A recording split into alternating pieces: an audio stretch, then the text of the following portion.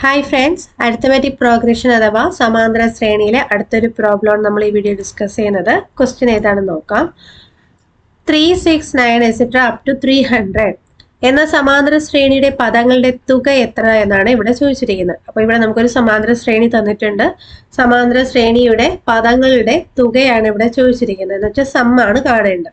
അപ്പോൾ അത് കാണാനായിട്ട് ആദ്യം നമുക്ക് അറിയേണ്ടത് ഈ ഒരു സമാന്തര ശ്രേണിയിലെ എത്ര പദങ്ങളുണ്ടെന്ന് ആദ്യം അറിയണം. ഇവിടെ തന്നിട്ടില്ല അല്ലെ, നമുക്ക് n എന്ന് പറയുന്നതാണ് പദങ്ങളുടെ എണ്ണം എന്ന് പറയുന്നത്. അപ്പൊ n ഇവിടെ തന്നിട്ടില്ല. അപ്പൊ നമ്മൾ ആദ്യം n കണ്ടുപിടിച്ചതിന് ശേഷം വേണം പദങ്ങളുടെ തുക കാണാനായിട്ട്.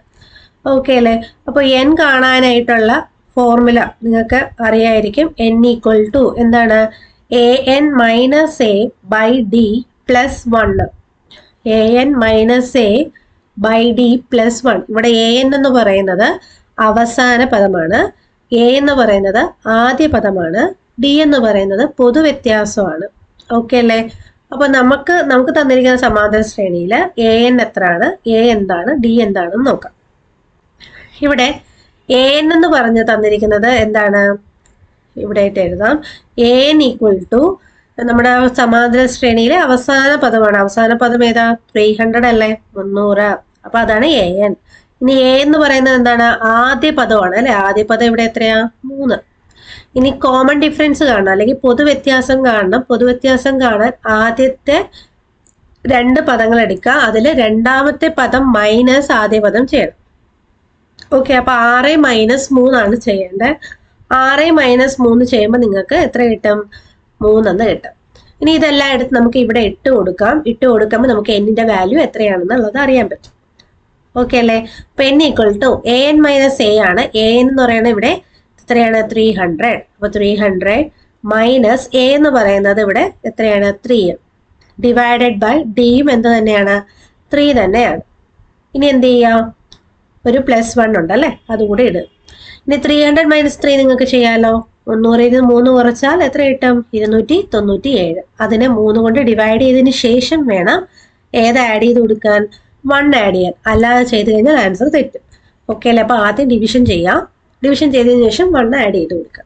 അപ്പൊ 297 3 കൊണ്ട് ഡിവൈഡ് ചെയ്യുമ്പോൾ നിങ്ങൾക്ക് 99 ആണ് കിട്ടുക. അപ്പോൾ 99ന്റെ കൂടെ 1 ആഡ് ചെയ്താൽ എത്ര കിട്ടും? 100 എന്ന് കിട്ടും അല്ലെ. അപ്പൊ n എന്ന് പറയുന്നത് ഇവിടെ എത്രയാണെന്ന് കിട്ടി? 100 ആണെന്ന് കിട്ടി. എന്ന് പറഞ്ഞാൽ ഈ ഒരു സമാന്തര ശ്രേണിയിൽ എത്ര പദങ്ങളുണ്ട്?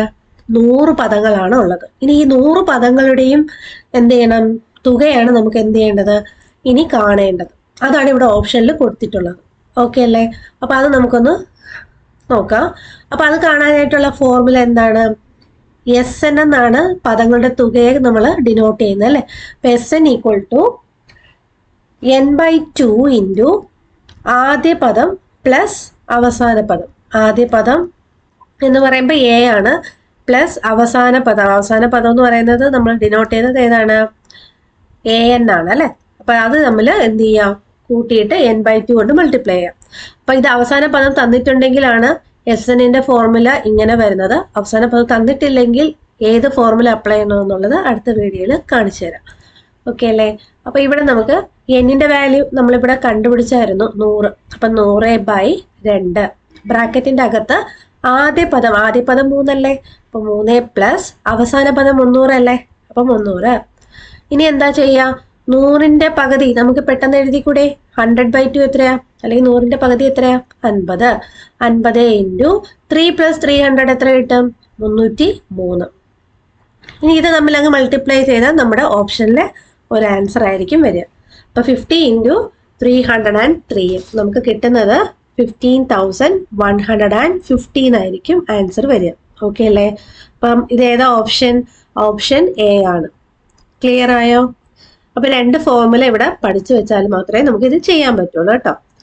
ഓക്കെ, അപ്പൊ നിങ്ങൾക്ക് ഇഷ്ടപ്പെട്ട ലൈക്ക് ചെയ്യുക, നിങ്ങളുടെ ഫ്രണ്ട്സിനൊക്കെ ഷെയർ ചെയ്ത് കൊടുക്കുക, നമ്മുടെ ചാനൽ സബ്സ്ക്രൈബ് ചെയ്യണേ. Okay, thank you.